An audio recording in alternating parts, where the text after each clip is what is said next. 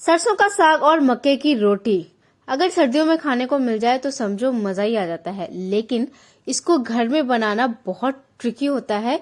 हर कोई इसको बनाने से बचता है क्योंकि एक तो सरसों का साग बनाने में बहुत टाइम और मेहनत लगती है, ऊपर से मक्के की रोटी आसानी से बनती भी नहीं है क्योंकि बहुत ही जल्दी टूटती है ये।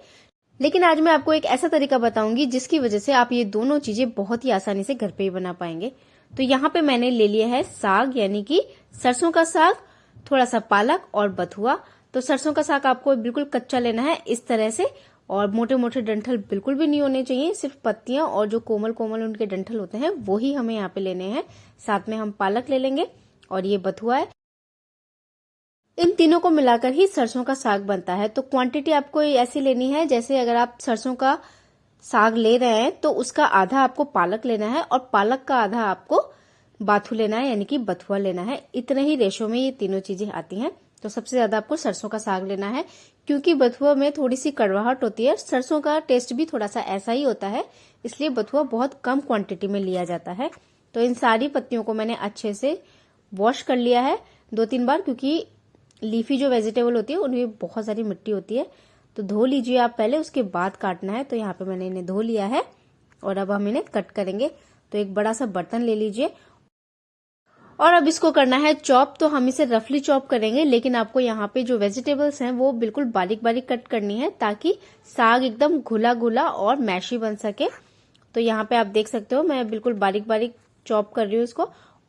और वेजिटेबल को पहले आप धो लीजिए, उसके बाद में ही कट कीजिए ताकि इसके अंदर जो न्यूट्रिशंस होते हैं वो पानी के साथ वेस्ट ना हो।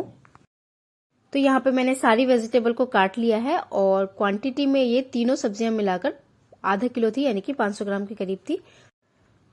अब यहाँ पे मैंने ले लिया है एक कुकर और कुकर में सारी कटी हुई सब्जी को हम डाल देंगे। फ्रेंड्स, वैसे तो जो सरसों का साग होता है उसको बनाने का जो ट्रेडिशनल तरीका होता है वो खुले बर्तन या मिट्टी की हांडी में होता है, बट वो चीज किसी के पास अवेलेबल होती है या सबके पास नहीं होती है। तो बेस्ट तरीका होता है कि आप कुकर में भी उसको बना सकते हैं। तो कुकर में बिल्कुल हल्का सा पानी डाल दिया है मैंने ताकि सब्जी लगे ना।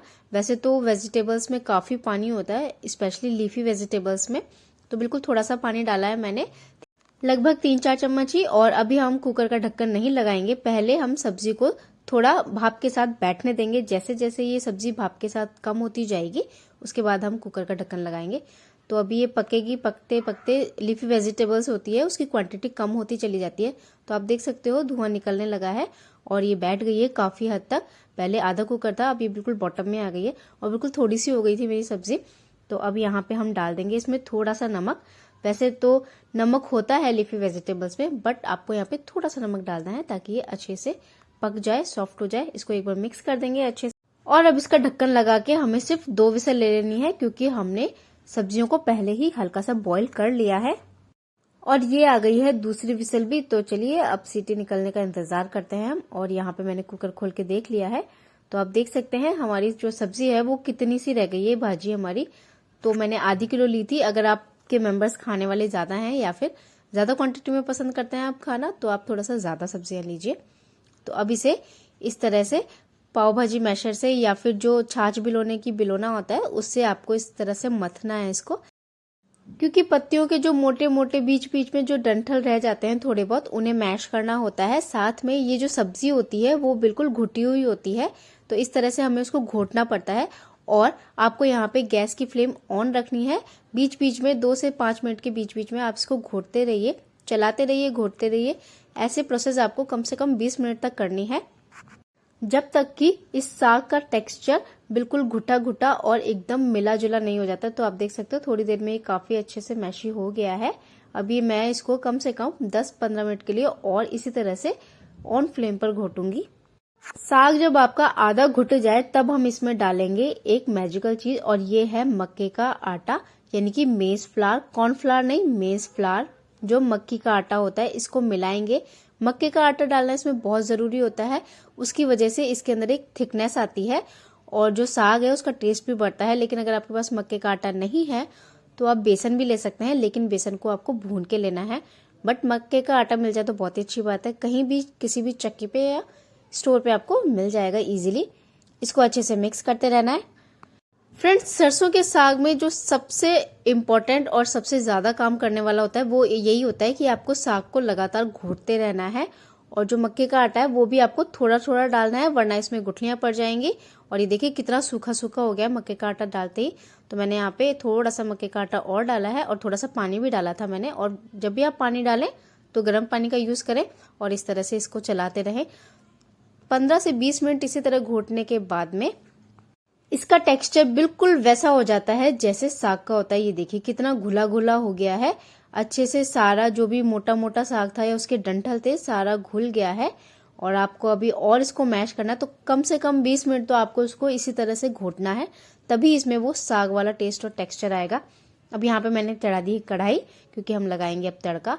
तो मैंने घी लिया है, सरसों का साग घी में ही बनता है और वैसे भी पंजाब से बिलोंग करता है, तो और पंजाब में लोग घी और मक्खन बहुत ज्यादा खाते हैं। तो मैंने यहाँ पे इसमें थोड़ा सा सरसों का ऑयल भी यूज किया है, लेकिन अगर आप घी यूज नहीं करना चाहते हैं तो सरसों के ऑयल में भी बना सकते हैं इसको। तो ऑयल को हम अच्छे से गर्म होने देंगे। इसमें डालेंगे 1 चम्मच जीरा। जीरा यहाँ पे अच्छे से तड़क गया है और अब इसके बाद इसमें डालेंगे हम ये सूखी लाल मिर्च। तो 2 सूखी लाल मिर्च लिया, जिसे मैंने बीच में से इस तरह से तोड़ लिया है। सूखी लाल मिर्च जब आप डालें तो आप तेल को घी को थोड़ा सा ठंडा कर लें। 2 हरी मिर्च मैंने इसमें काट के डाली है। तो फ्रेंड्स, सरसों का जो साग होता है ना वो थोड़ा सा तीखा बनता है, इसमें लाल मिर्च नहीं डलती है। इसलिए जब आप सरसों का साग कुकर में पकाओ उसी टाइम पे आप 3 से 4 हरी मिर्च डाल दीजिए। और यहाँ पे लिया मैंने ढेर सारा लहसुन, क्योंकि सरसों के साग में लहसुन बहुत ही ज्यादा जाता है और लहसुन की तासीर गर्म होती है, इसलिए सरसों के साग में ये फायदा भी करता है। तो मैंने यहाँ पे 5 से 6 कलियां लहसुन की डाली थी और मेरी जो लहसुन की कलियां थी वो काफी मोटी साइज की थी। तो लहसुन को आपको अच्छे से पका लेना है जब तक कि इसका कच्चापन ना निकल जाए। एक इसमें बिग साइज का प्याज मैंने बारीक बारीक काट के डाल दिया है, इसे भी हम अच्छे से भून लेंगे। और अब एक छोटे साइज का टमाटर इसमें काट के डाल देंगे। तो टमाटर आप चाहें तो स्किप भी कर सकते हैं। तो टमाटर को अच्छे से सॉफ्ट कर लेना है। इसके लिए इसमें डाल देंगे थोड़ा सा नमक। तो हमने नमक पहले भी डाला था, इसलिए नमक आप हिसाब से डालिए, क्योंकि इसके बाद हम नमक नहीं डालेंगे। इसको अच्छे से हम मिक्स कर लेंगे एक बार। और अब 1 चम्मच इसमें डाल देंगे धनिया पाउडर। तो फ्रेंड्स, साग में जो है वो मसाला ज्यादा नहीं पड़ता है, इनफैक्ट कुछ भी नहीं पड़ता है, सिर्फ नमक मिर्ची, और मिर्ची भी सिर्फ हरी मिर्ची डलती है। तो आप यहाँ पे जो मसाले हैं वो बहुत ही कम क्वांटिटी में यूज करिए, क्योंकि अगर मसाले हम ज्यादा यूज करेंगे तो मसालों का फ्लेवर उभर के आ जाएगा, साग का नहीं आएगा। इसलिए मसाले ना के बराबर डालें। तो ये मसाला भी यहाँ पे अच्छे से भुन गया है और आप देख सकते हो मसाले ने भी तेल छोड़ दिया है। अब हम इसमें डाल देंगे ये हमारा साग। तो साग डाल के साग को इसमें अच्छे से पकाना है। और आप देख सकते हो साग काफी अच्छे से घुट गया है। जितने भी इसके बारीक या मोटे डंठल थे वो सारे मिक्सअप हो चुके हैं। साग भी तीनों अच्छे से मिक्स हो चुका है। साग को यहाँ पे अच्छे से मिला देना है। और फ्रेंड्स, देखा आपने साग बनाना कितना आसान है, बस हमें थोड़ी सी इसमें सावधानी रखनी पड़ती है।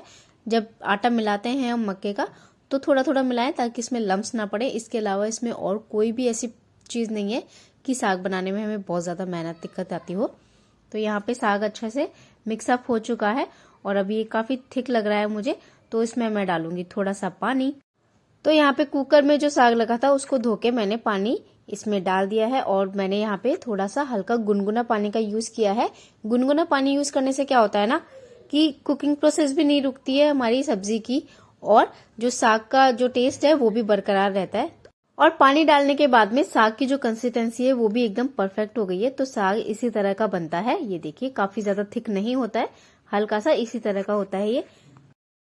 तो ये लीजिए फ्रेंड्स, ये साग हमारा बनके एकदम तैयार हो गया है। और अब हम इसके ऊपर लगाएंगे एक लास्ट तड़का, जो कि बहुत जरूरी होता है और वो इसके फ्लेवर को कई गुना बढ़ा देता है। तो एक पैन में मैं ले रही हूँ वापस से घी का ही यूज करेंगे इस बार हम तेल का यूज बिल्कुल नहीं करेंगे। घी जैसे ही मेल्ट होगा हम इसमें डाल देंगे ये लहसुन, जो मैंने पहले बचा लिया था थोड़ा सा। तो लहसुन बहुत अच्छा लगता है साग में, तो भर भर के डालती हूँ मैं। तो अगर आपको कम पसंद है या आप नहीं खाते हैं तो अवॉइड कर सकते हैं। तो लहसुन को अच्छे से भून लेना है। इसके बाद मैंने 2 हरी मिर्च लिए जिसे बीच में से काट लिया है और 1 सूखी लाल मिर्च तोड़ के डाल दी है। और अब बस इस तड़के को पोर कर देंगे साग के ऊपर। तो फ्रेंड्स, सर्दी में आप 1 से 2 बार साग जरूर बनाएं। बहुत ही हेल्दी होता है, इसमें बहुत सारे मिनरल्स होते हैं, कैल्शियम होता है, सारी चीजें होती हैं इसमें, और 3 तरह की लीफी वेजिटेबल्स होती है। साथ में इसकी तासीर भी गर्म होती है और ये ज्यादातर घी में ही बनता है, इसलिए बहुत ही टेस्टी और हेल्दी होता है। तो ये हमारा साग बनके बिल्कुल तैयार हो गया है। और अब बनाएंगे मक्के की रोटी। तो इसके लिए मैं यहाँ पे ले रही हूँ 1.5 कप मक्के का आटा। मक्के का आटा आपको किसी भी स्टोर पे या फिर चक्की की दुकान पे मिल जाता है। इसमें डालेंगे स्वाद अनुसार नमक और अब थोड़ा थोड़ा पानी डालकर इसका आटा लगाएंगे। तो फ्रेंड्स, यहाँ पे आपको ध्यान रखना है कि जब भी आप मक्के का आटा लगाएं उसके लिए आपको गर्म पानी लेना है। गर्म इतना कि आप उसमें हाथ ना डालो, मतलब गुनगुने से हल्का सा ज्यादा लेना है आपको। उससे क्या होता है ना, जो पार्टिकल्स होते हैं मक्के के आटे के अंदर वो आपस में जुड़ते हैं और मक्के का आटा अच्छे से लग पाता है, गूंथ पाते हैं हम उसे। नहीं तो इसके अंदर क्या होता है ना, ग्लूटेन नहीं होता है, जिसकी वजह से ये आपस में चिपक नहीं पाता है और इसकी वजह से हमारी रोटियां टूटती हैं।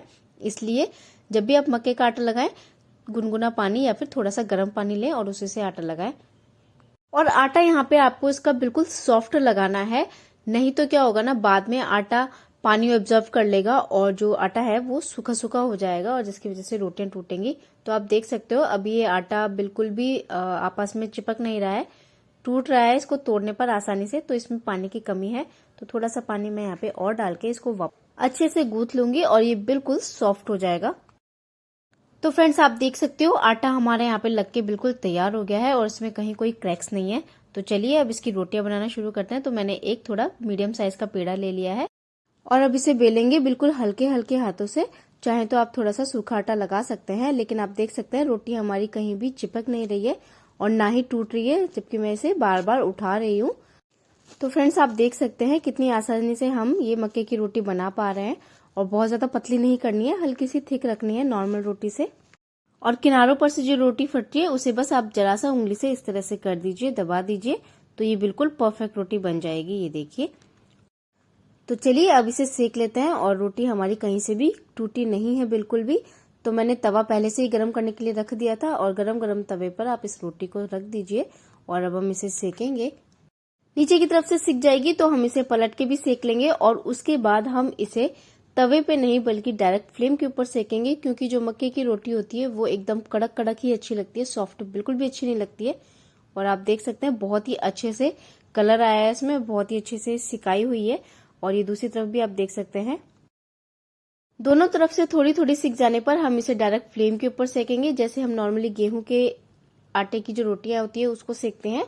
और इसको मीडियम फ्लेम पर बिल्कुल एकदम क्रिस्पी करारी कड़क होने तक इसी तरह से दोनों तरफ से पलट के सेकेंगे। हल्की सी फूल भी गई है, आप देख सकते हो। तो ये लीजिए फ्रेंड्स, ये हमारी गरम गरम मक्के की रोटी बनके तैयार है और आप देख सकते हो एकदम क्रिस्पी और कड़क से की है हमने, कहीं से टूटी नहीं है। तो एकदम मस्त बढ़िया सरसों के साग के साथ मक्के की रोटी बनके तैयार है। और बस अब लगाएंगे इसमें घी लगाने के बाद में तो ये और भी टेस्टी हो जाएगी।